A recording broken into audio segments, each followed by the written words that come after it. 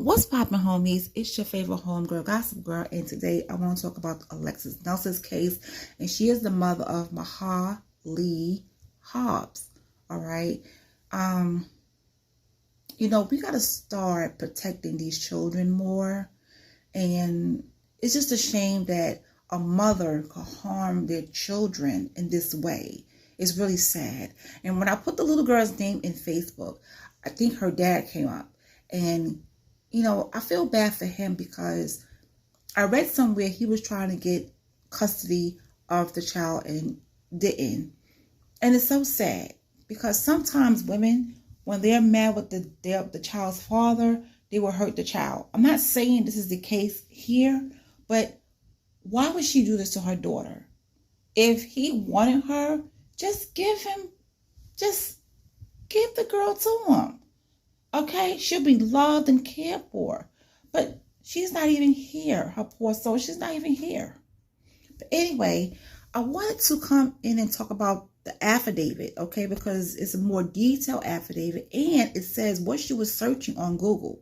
All right.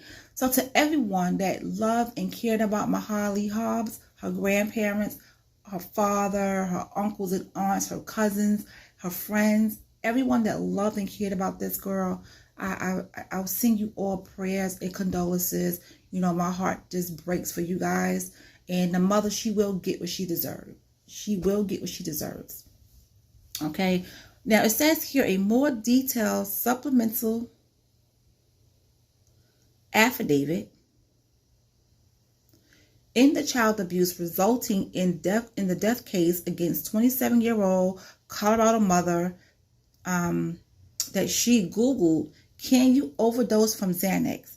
And can you overdose from melatonin?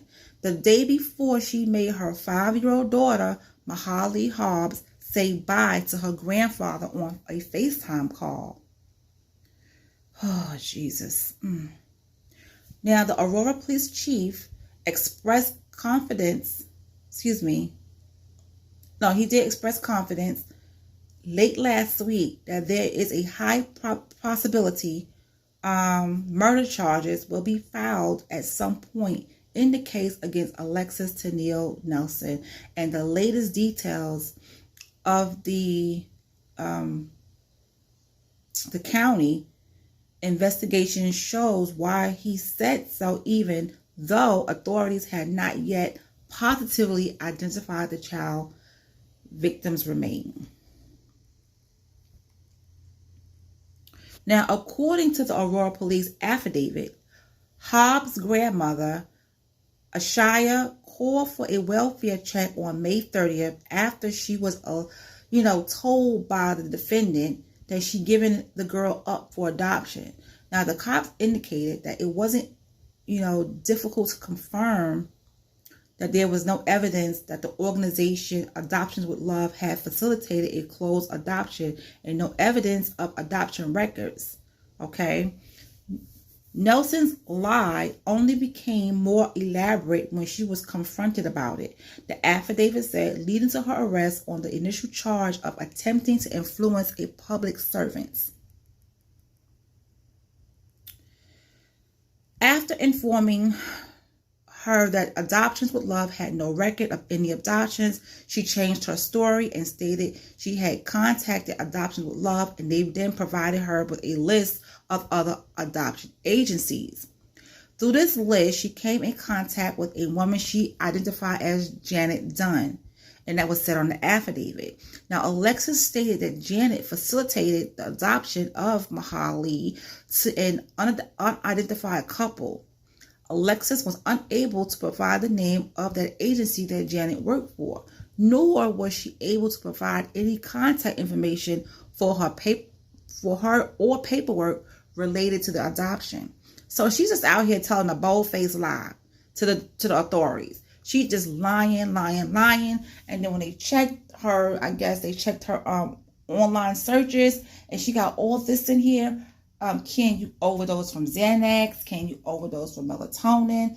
It's going to be at a point where you're not going to be able to have medicine around your children because of people like this. She stated that she would believe she had emails from Janet in her deleted inbox and volunteered to provide me, which is Detective Schwartz, access to her phone. And this is also said in the court documents. He said, after I searched through her mail, I was unable to find any such emails related to the adoption. Alexus also allowed me and Detective C. Roberts to search through the pictures of her phone. It became immediately apparent that there were no pictures of her in her phone. I then seized the phone. A May 30th search of this device revealed that May 2nd, Google searches "Can you overdose from melatonin?" and "Can you overdose from Xanax?", which occurred the day before Nelson made her daughter say goodbye to her grandparents in a video. May 3rd was the last time the 5-year-old was seen alive by her family members. A building maintenance worker told the cops that he conducted a routine inspection at the apartment on May 5th. He noted that the defendant yelled at him when he tried to look inside a locked room. When he entered, they found that the door to the room was connected to the bathroom door on the opposite side of the hall, preventing it from opening. He heard sounds inside that appeared to be from a television, and that's also on the affidavit. When he cut the string, he found the door.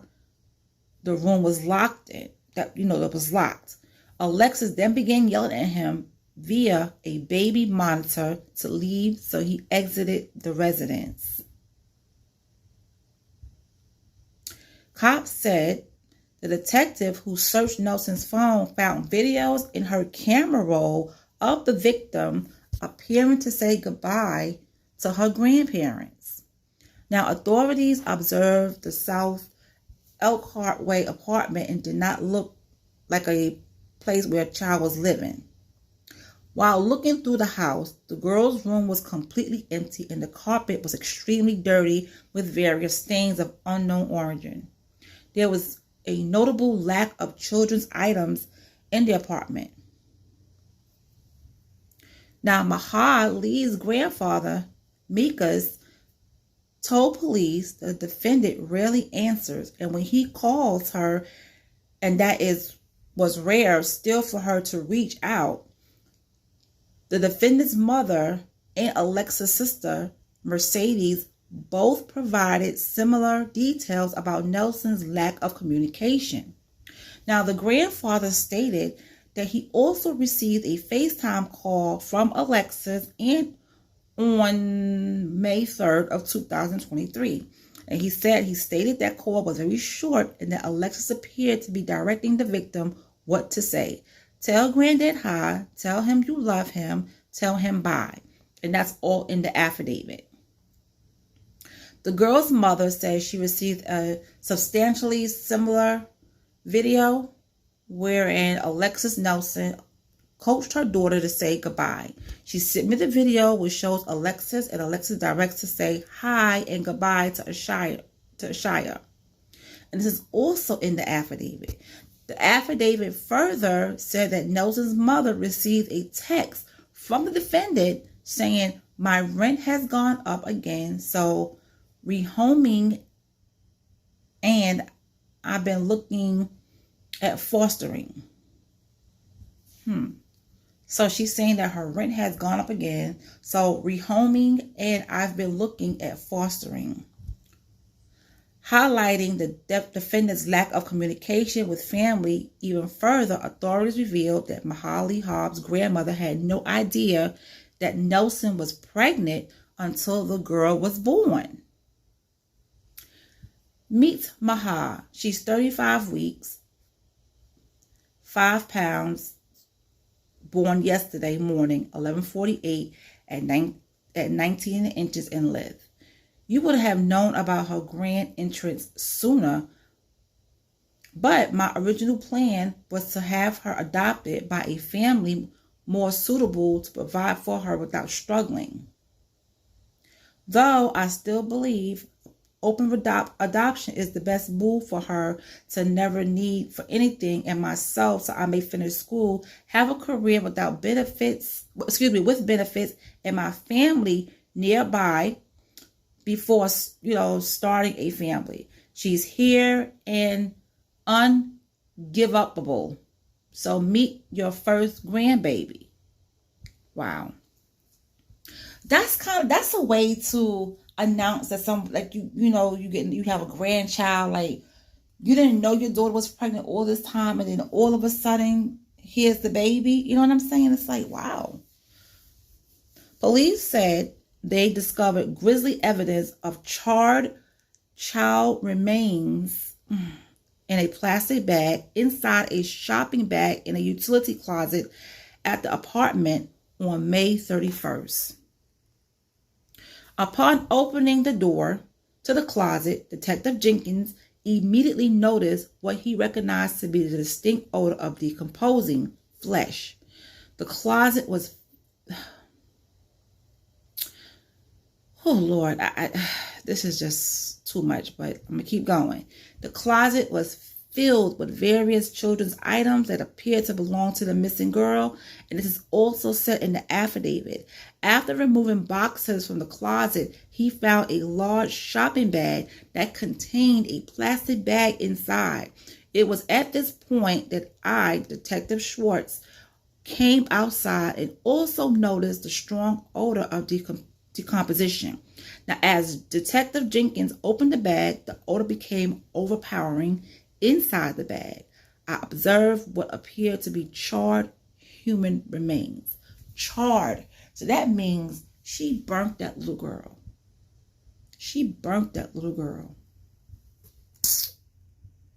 Inside the bag appeared to be bones as well as what looked to be a rib cage.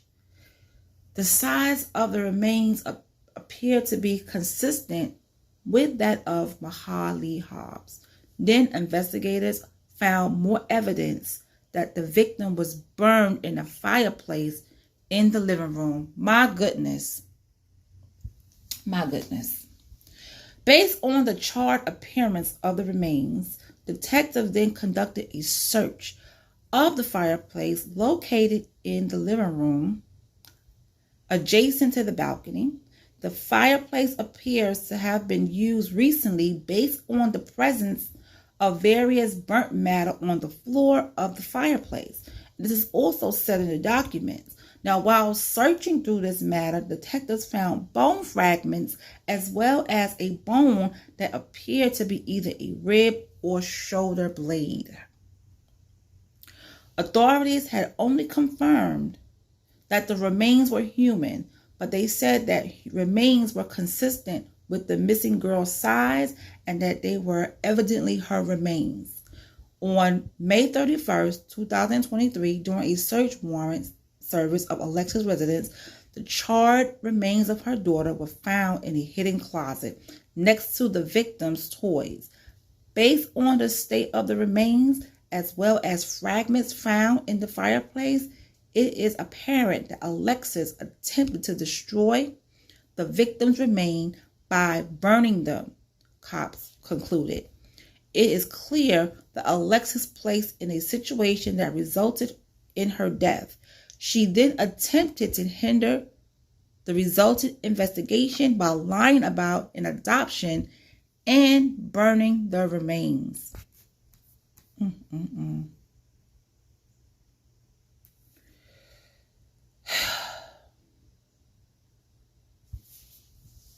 I gotta pause for a second. How in the world could you do this to an innocent child that didn't even ask to come into this world? You hear what I'm saying? Didn't ask to be here.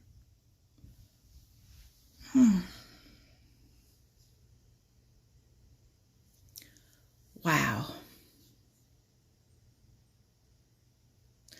I hope this right here, she deserves to spend life in prison. But when she gets to prison, I hope they leave her cell door open And I hope they tell everybody in her population what happened and what she did to a little girl. And I want them to wear her out every single night that she's there for the rest of her life. Because death is too easy for her. It's too easy. She needs to feel the same pain that she put her daughter through. This is absolutely unacceptable, and it's horrible. It's horrible. This little girl did not ask to be in this world. You chose to have her. She could have easily, got rid of her. But she chose to have her. And she didn't give her up for adoption. So this is how you treat her. So I hope when it's time for the judge to sentence her, I hope he or she, whoever the judge may be, give her life in jail. And when she goes to her cell, leave the door open so she can get wore out every single night that she's there in prison for the rest of her life. Because this right here is horrible. It's horrible. This detail explains why the chief said ahead of DNA confirmation last Thursday, we believe that we actually found her, referring to Mahal Lee Hobbs as our beautiful little girl and our missing child. Now, as of Monday, Alexus Nelson remains behind bars at the county detention center on a $100,000 bond. And I tell you one thing, they shouldn't have had no bond for her at all. Oh, Lord. So this is the update that I got. I said, you know what? I'm on this case and I got to talk about it with you guys. But this poor baby, she went through it. She went through it. And for what? For what? Like, come on now. If she didn't want to deal with Mahal, she could have gave the baby to her her mother, father, or anybody would have took that baby in if she did not want to deal with her. So you rather just unalive her? That's sick to me. This woman is sick. And like I said, she needs to get everything that's coming to her. And they need to allow it when she gets to prison. Because this is disgusting. It's disgusting. It didn't need to happen. But anyway, you guys, that's the update I have on the affidavits that was said about this whole thing. What happened, where they found the remains and what she was researching on Google. I tried to give you the updates as much as I can. Now I'm waiting for the court update because today was her court date, I believe. So when I get that in, I will definitely update you guys. But please say a prayer for the family that's going to miss Mahal and who cared about her deeply. And I'll talk to you later.